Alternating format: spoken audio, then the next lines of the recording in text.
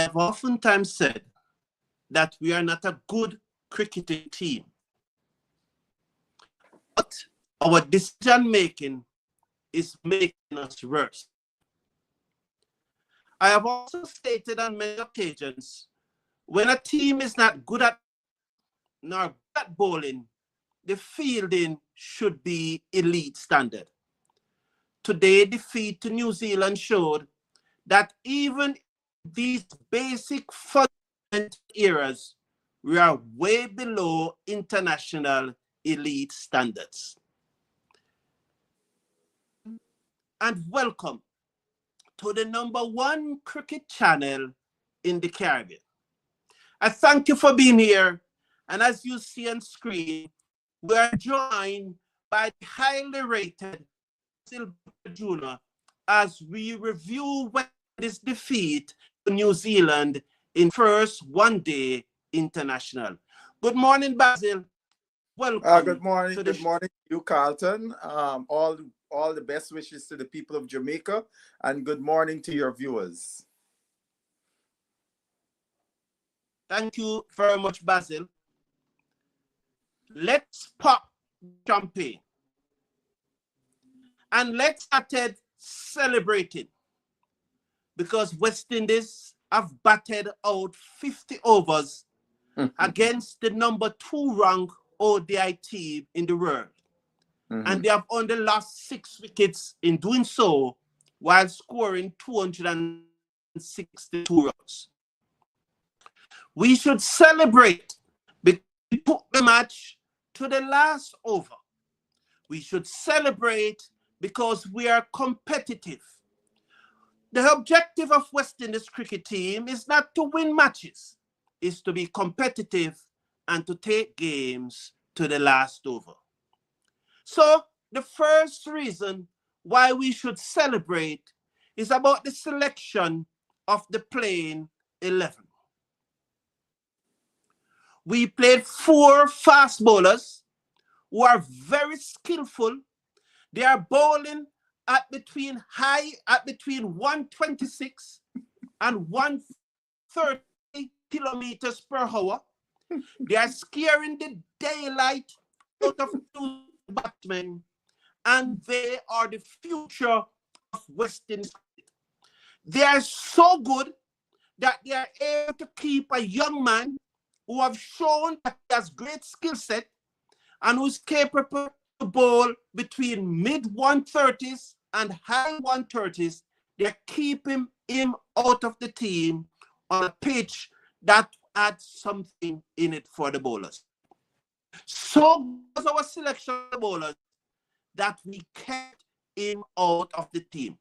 So was our 4 bowlers who are able to bowl between 126 and 130. That Jaden Seals, our best bowler on the day, only bowled 9 overs.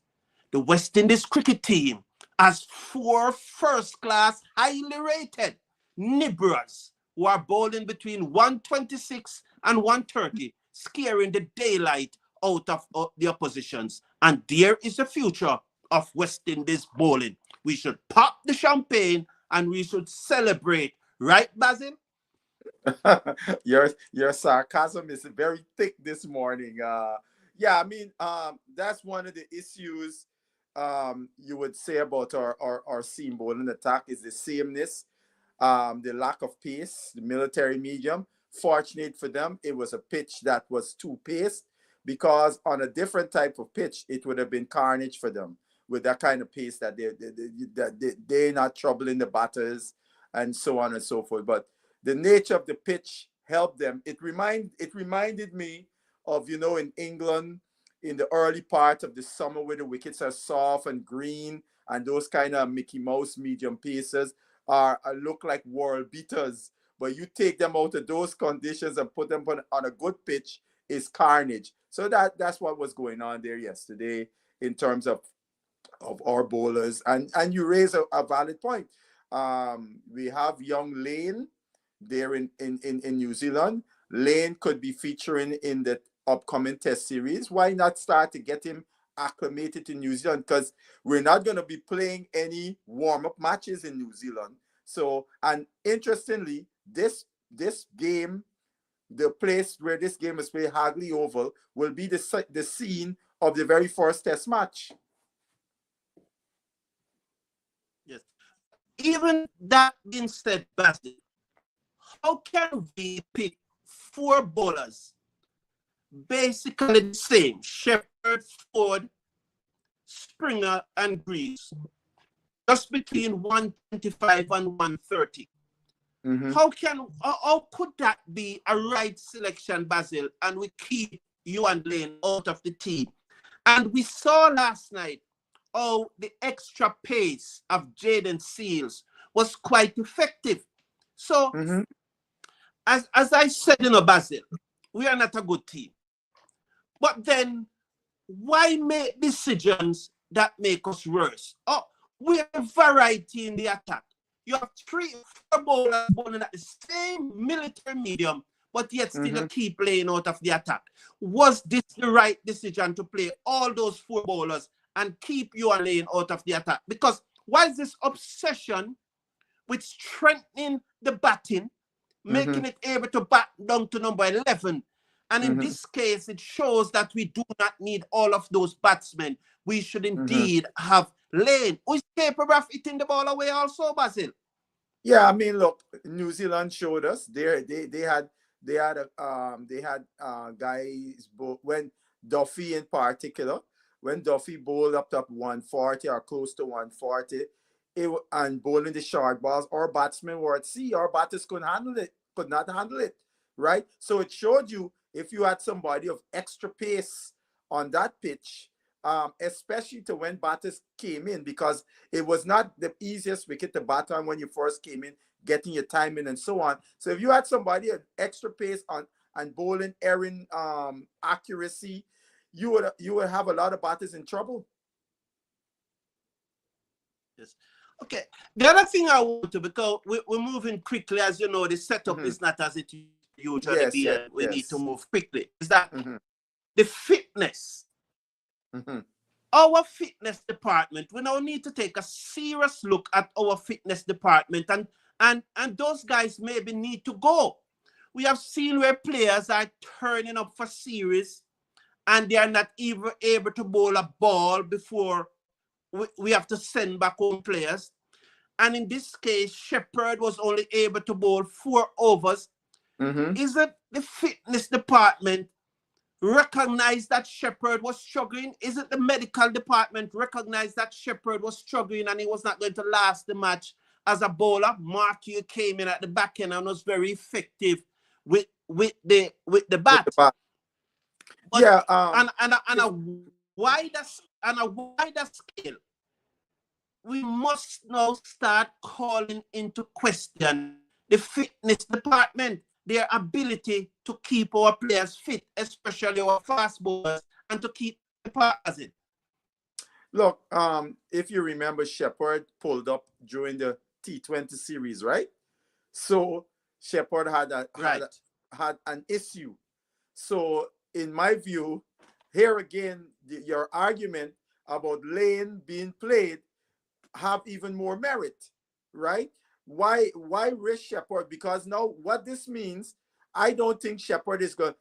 It may be far fetched, but Shepherd may not be able to feature in the next 2 matches upcoming, depending on the severity of his leg injury, right?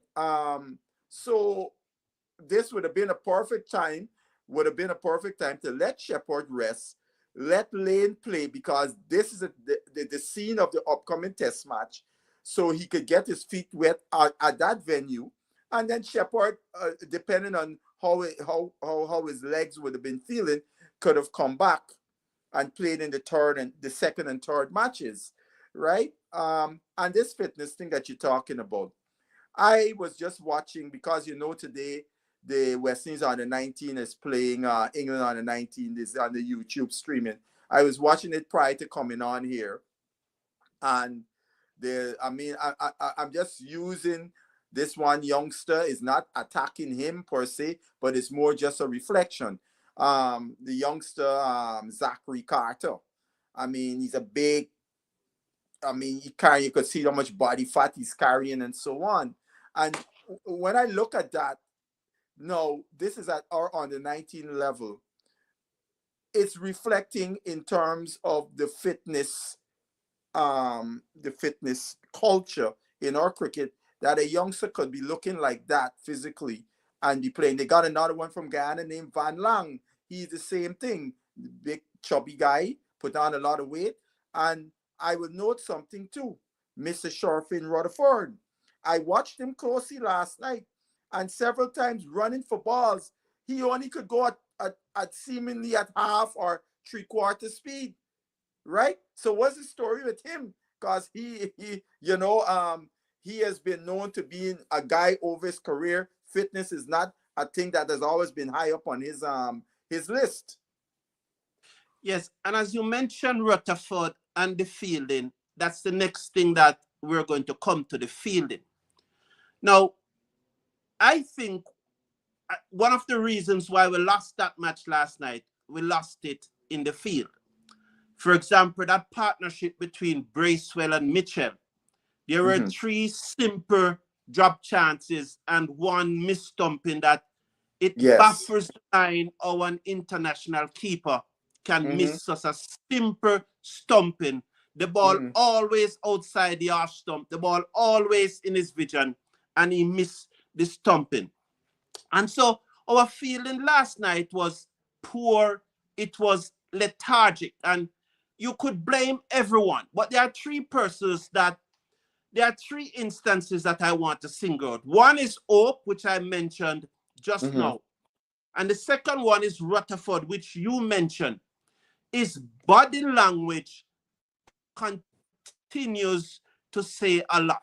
And as you pointed out then, he was really hammering around for some of those deliveries. I've not seen him at full throttle last night. I can remember some balls where he just need to come in and cut the angles and picked up the ball and limit them to one or limit them to two. And he was not interested. And that goes for other players. I recall one when I think it was the left-hander Bracewell pulled something down to mid-wicket and he just ambled around and allowed them to get three when they should be really pushing hard even to get two. And then the third person I want to mention is John Campbell. John Campbell must step up on his fielding. He's in Yes. that, they know that he's not a good fielder, so they put him close to the bat. And Mm-hmm. even close to the bat, Dropping he's easy not catches. closing down the angles to stop those singers. And I recall one of the times when I think it was, I know it was definitely Greaves because Greaves was the one that bowled the short ball. I think it was Greaves and Ford operating. And it was a short ball from Greaves, and they were putting pressure on the New Zealand batsmen. I think we were building up some dot ball. It's a short ball, a Mm-hmm. bad ball. And the batsman pulled it. I think it was Mitchell. And right through Campbell, Yeah, right through straight, him. right in And, his and, hand, right in his hand. and later on, it's the same thing that Mitchell pulls one straight into his lap at short Yes. mid-wicket. It lobbed to him at short mid-wicket and it Simple dropped. catch. So those three persons in particularly, and I'm not, we fielded poor. I remember Olive on the boundary, Shamar Springer, when Jaden Seals dropped Mitchell. The Mm-hmm. way that Shamar Springer reacted to the drop ball and allowed them to get two instead of just them getting one. So there was a lot of lethargic moment in the field. But I just pointed out those three because those are the three that stand out. Basil, our fielding last night contributed a lot to New Zealand making 269. Yeah, and and on the flip side, New Zealand must have dropped like 10 catches. It was on both teams, but yes, what you're saying No, there, but we don't care yes, what New no, Zealand I are agree, doing. I We agree, I that's not agree. our concern. Yeah, I We don't agree, care. because those drop catches were to the important batters that contributed to New Zealand getting to 269, and had those simple chance. I mean, the only chance that I could give a thing, and he barely get his fingertips, it was Chase diving. That was a superb effort just to get his hand to touch the ball. But Campbell, man, oh gosh, the ball, that was a dolly that went straight to him. A simple catch, and he couldn't catch the ball. And you remember he dropped one at point. It wasn't him dropped one at point, if I'm not mistaken. But however, Go ahead. yeah, I can't remember. I may be mistaken if it was him, but I think we had dropped a simple catch at point. I might be thinking about another game, not this game. But yes, our fielding, Rutherford. You remember there's a boundary that Rutherford, and you saw him actually just ambling towards the ball. There was no effort, and I watched him run, and I said, "There's something wrong with this guy because he's not running full speed." So Rutherford has I usually tell people, don't read Rutherford by his body language, because Rutherford is like a poker player. You can't read the person's face as to what cards they have in their hand, because that's the way he is all the time. But having said that, the effort in the field on Rutherford's part has been lacking, and it's not just in this series. This has been going on for a while. Yes, we have been pointing it out too. I don't think that it was Canberra that dropped the catch at backward point. I'm thinking that I more think that it was probably Seals. But I don't quite remember. Just like Yeah, I don't quite remember. somebody dropped a simple catch. I remember. Yeah, but the point I want to make, the point I want to make though, Basil, if John Canberra is fielding at backward point, that's the captain's fault. Yes. So if John Campbell dropped a catch at backward point, it's not his fault. He shouldn't be fielding backward point. Never be at backward point. The two places John Campbell should be is where he dropped the catch yesterday, short mid wicket. Yes. Or short cover. Short extra cover. Because being that he's a poor fielder. And he must learn. Yes. Yeah, being that he's a poor fielder. He must learn to close in. Well, that's the reason why I said, Carlton, those two positions, right? Because when you are those two positions, your area of coverage is very small, right? You ain't got to be running 3, 4, 5 steps right or left. It's about 2 steps right or left, because behind you got the guys covering more the area, right? So a guy like him, keep him close to the wicket. We don't want him got to be covering too much acreage, because he's a very ordinary fielder. And even and the next point, Baz. No, but even that, what's also funny? Even in slip, when he playing in the test match, he dropping the ball in the slip too. Our gully. He must work on his field, and so I want to move on, Basil, because Darrell Mitchell, I think, pulled his hamstring or something. There was a slight injury. It looked like a groin. It looked like his groin. Yeah. So he injured himself. When he injured himself, he was an 80. He was an 80 from 105 deliveries. An 80 from 105 deliveries. He went on to make 119 from 118 deliveries. Therefore, the injured man scored 39 runs off 13 deliveries against the West Indies bowling attack. How can a man, Basil, tell me, because you are the big coach, why is it that we choose to bowl straight and in the slot and full to Mitchell when he was injured, when he hardly could move, and we choose to bowl in the slot, looking to bowl him down because he's injured, instead of bowling the ball right from the man and let the man have to reach for the ball? Isn't that cricket suicide, Basil? Isn't that low IQ cricket, Basil? Those are the things I'm talking. How comes, Basil? How comes? I agree with you, because and this is where, unfortunately, I feel Shea Hope is a prisoner of this data thing. I've never rated Shea Hope as a captain, because I watched him captain Barbados in a regional tournament, and I thought he was an abomination tactically, right? And now that he has the crutch of the data, he fully leans on the data, because they would have planned, oh, this is how we're going to go and so on. But, sir, the game, that's the beauty about cricket. Conditions change, situations changes, and you make adjustment. With Mitchell getting a strain groin, or something with his groin, stretching was not one of his things. So therefore, yes, make him have to reach for the ball outside the off stump and so on. Put him in a situation, because he has an injured leg. He is more vulnerable in terms of getting to the ball wide of his stumps. But we didn't see much of that. I mean, there was one ball, I forget his who ball, right in the Matthew slot, and the Wood.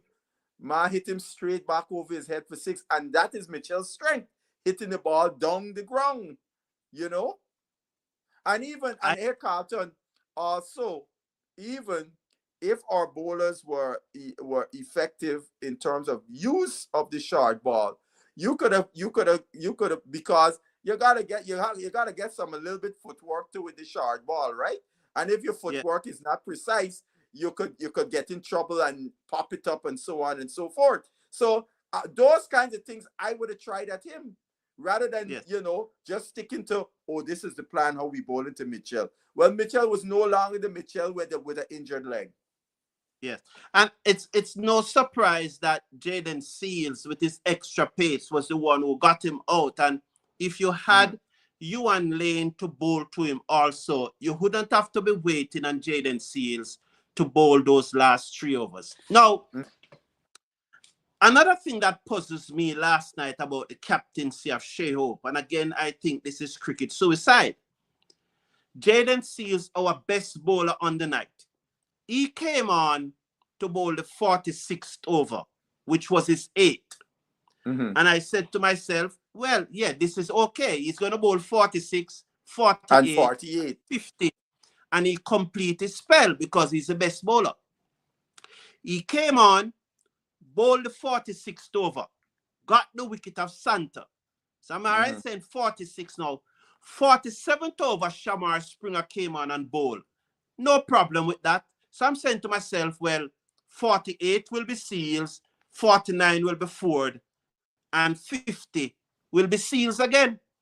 But no, Matthew Ford bowled the 48, and then Springer bowled the 49th, and then our best bowler, who went for 4 runs and over, end up bowling 9 overs, and those two nibblers, well, Ford bowled well. I agree with Ford bowling 10 overs, but why did Springer get the extra over when he was going for almost 7 runs and over? And so I didn't understand how Jaden Seals never bowled the 48 over and end up bowling 1 over short when he get 3 for 41, and he was clearly our best bowler. Shea Hope again with all his arrogance, telling people about they need to watch a little more cricket. His cricket IQ is very low, and he's a poor captain and a poor keeper. Basil. Look, unfortunately, in these post-match interviews that we see on the TV, those questions don't get asked, right? And because those are the things I would like to, and more so than anything else, Caribbean journalists would be more apt to ask that question than a New Zealand journalist, right? And so, because people like you and so on don't have the access to be in a press conference, that a post match. I don't know if they have post match press conferences after these games because of the late hour. I doubt it. But those are questions that Hope need to be answering.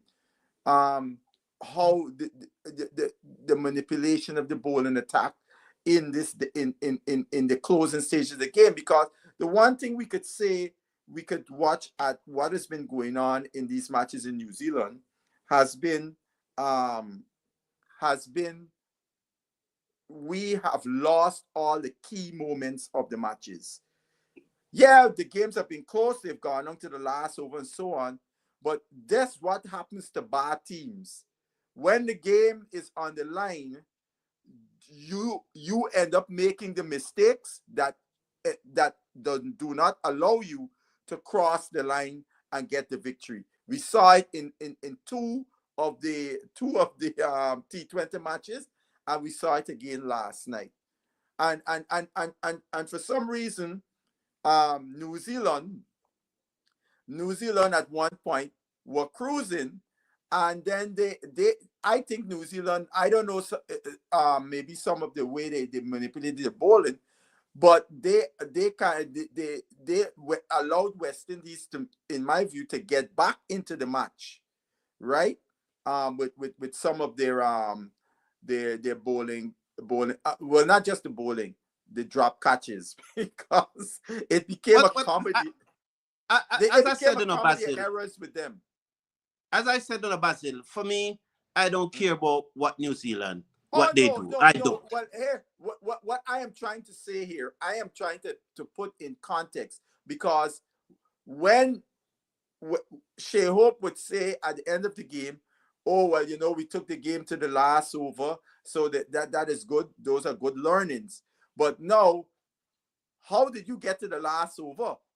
Was it based on just your performance, or was it also aided by incompetence on the other side? That's all I'm raising. Okay. That's all. So when we look at the batting now, Basil, John Campbell just back into the thing after about 6, 7 years out of ODI cricket. Mm-hmm. He was not preparing for any white ball cricket at this time, as you know, he was not a part of the Jamaica squad, as he asked the JCA time off to allow him to prepare for the test series. So he was Mm-hmm. not playing any white ball cricket. And he got a good ball last night. He's just back Yes. into the thing. I'm not Yeah. going to I'm I not going can't to knock him pressure. for that ball. Can't knock him. Can't knock him, but I also aware that bowlers are going to bowl good deliveries, and Mm-hmm. should good batsmen can bat good deliveries. But as I said, I am not knocking him for the dismissal. I am not putting him under pressure. He got a good ball. He was just back into the thing. Kudos to him. Hope that he comes better in the next match. Atanase 29, Carter 32. Both of them added 60 runs for the second wicket, Basil. But Mm-hmm. that 60 runs took 108 deliveries. Mm-hmm. We know that Carton particularly usually starts slow and accelerate as his innings progress. We Mm-hmm. never saw that last night. But that 60 runs partnership, although we welcome the runs, 108 deliveries, Basil, is too long to score 60 runs. Yeah, correct. And also we have to look at the dimensions of that field. One side you had an 85-meter boundary, and the other side 65, and then you had some 70 meters and 60 meters. So there was a lot of space in that field, which meant you had a lot of gaps, right? So you had to be ready to run, right? And this is where West Indies fall down. They had to be able to find a way to hit the ball into spaces and get the twos and so on and so forth. But they just didn't. They just got bogged down. It was almost like watching a test match. Yes. Basil, we saw Hope made 37, Rutherford made 55, and Chase made 16. All score at a good clip. Shea Hope a strike rate of 82, Rutherford and Chase in the 90s. Mm-hmm. But as I look at Rutherford last night, Basil, you know what came to me, Basil, and tell me if I'm having it wrong here, because I would love you to tell me. Rutherford made 55 and got out today. But last year, Rutherford would have won this match for the West Indies, wouldn't he? Yeah, the way he batted last year, he was a clutch man. He was a man finishing, coming in and steering the ship to the end. I think Rutherford with very short on runs. I think at times last night he seemed to want to hit the cover off the ball than stroke the ball. So he ended up swinging hard at balls and the ball didn't go anywhere, sometimes missing it, hitting him on his pad, hitting him on his body, and so on. That shot that he played, come on, into the biggest part of the field where the wind blowing and looking to try to hit the guy over the top. That was a very poor choice. Play the ball in the ground, man. You know, you have a lot of space over there. So, you know, uh, a guy who is low on confidence, if you will, and so choices would not be made that are the best choices. And then the other question we have to ask too about Rutherford's fitness, because Rutherford's fitness, and you know, when your fitness is not up to par, your concentration could wane, and you make choices in as a batter that ordinarily you lose you wouldn't do if your focus was on point. Yeah, I absolutely, Basil, because that's why it came to me, you know. Last year, Rutherford would not be playing that shot. You would No. not be playing that shot to the biggest part. I think the boundary size was 82 or something like 85, that. 85. That was the 85 85. size. And the breeze blowing make it about 90. And I'm saying Yes. that last year, Rutherford would have won this match for the West Indies. And, you know, I keep on saying that there seem to be some challenges with some physiological, psychological challenges with Rutherford.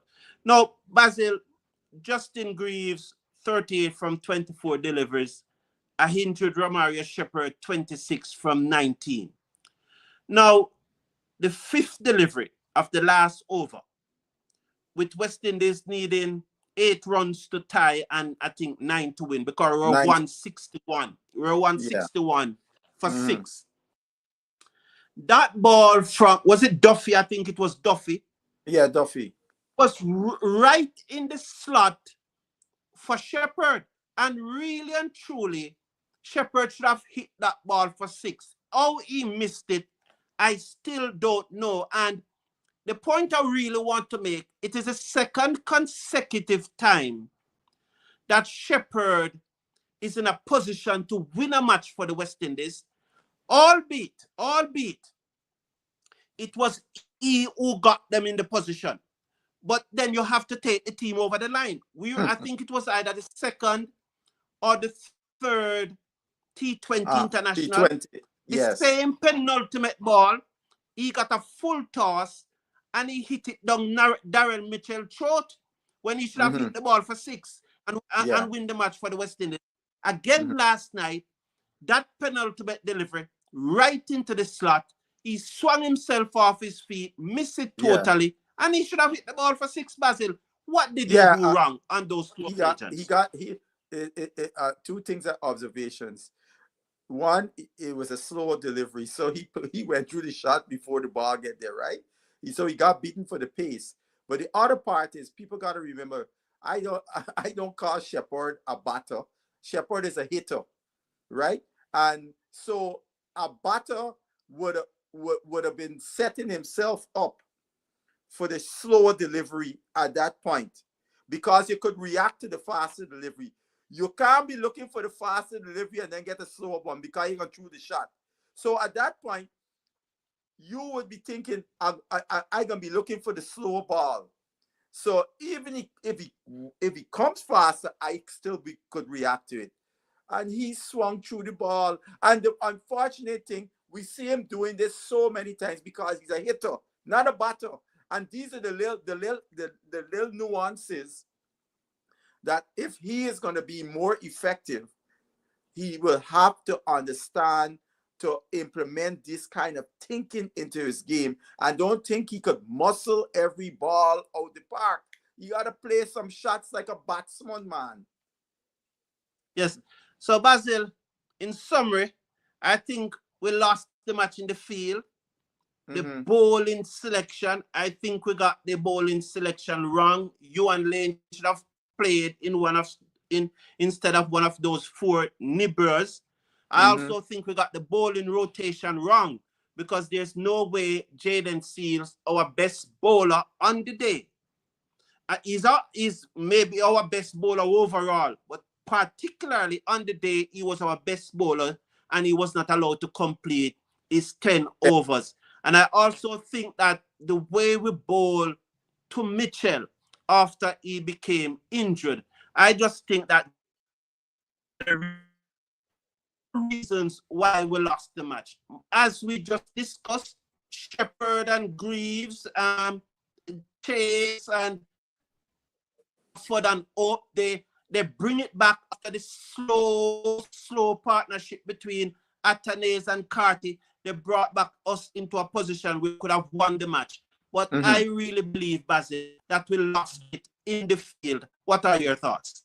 Yeah, I think going back to some of those key drop catches, missed stumpings to the Centurion, those are a lot of runs. And it's not to say it was like these were some difficult chances.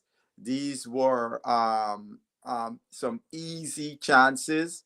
And that's why we are a poor team, because every key moment in the game, we lost the key moments in the game, both in the T20 and now today, right? Because we are not able to capitalize in the key moments of the game. The what some of the coaches speak like to call the winning moments of the game, right? We have not been able to capitalize, and that's why we are where we are as a team. And Yes, so yes, that's all I want to say there. Yeah. yeah, so even though there are many who are saying that we should pop the champagne and we should start celebrate because we are competing with the number 2 team in the world. We are taking the matches to the last over. You are now saying that once again, we have lost those key moments. And in this match again, all the key moments, even right down to that penultimate delivery of the 50th over, which was a key moment, we lost it at the very end. What do they call that in basketball, Basil? Choke. so as you mentioned the word choke, I want to congratulate South Africa. They made me very, very happy for winning that test match. I thank you all for tuning in. I do not have the facility to take your comments, as you understand. Please understand. But if I had, I would have taken them. But we do not have the facility this morning to take your comment. Final word from you, Basil? Yeah, I just want to also echo your sentiments about the South Africa win. I thought that's where you saw a team win the key moments in the second inning to bowl out India for 90-something, chasing 120-something. Because that catch that Bavuma took to get rid of Akshar Patel, at that moment after Akshar Patel was taking Maharaj to the cleaners, that was a hell of a catch. That's what those are what we talk about, the key moments, you know. And then the catch to win the match that Markham took at for a slip again, right off the top of the grass, so to speak. You know what I mean? Inches off the ground. Those are the winning plays we talk about that West Indies have yet to be able to capitalize and do regularly. That's why they are ranked where they are. Yeah, that's when you really want it, Basil. When you really want it, not like Shayop last night, the inside edge of Mitchell, and he got his foot and his hand all in the wrong place and let the ball drop before it reached him. Not like Shayop last night when Chase tossed up one outside the off stump, the batsman missed it, and Shayop closed his gloves before the ball reached him. Chase was very unlucky last night because I think over. A missed stump, Seals dropping one on the boundary, John Campbell dropping one at mid-wicket. He was very unlucky last. Finally, when the guy catch the ball in the boundary, Springer, Chase smiles. Finally, yeah, he whispered a word of prayer. Thank you very much, Basil. Yes, sir. Thank you all for tuning in. It was a pleasure having you all. Take care of yourself. Take care of your loved ones. I'm disappointed that I cannot take your comment, but hopefully in the very near future, I'll be able to do so. Bye for now.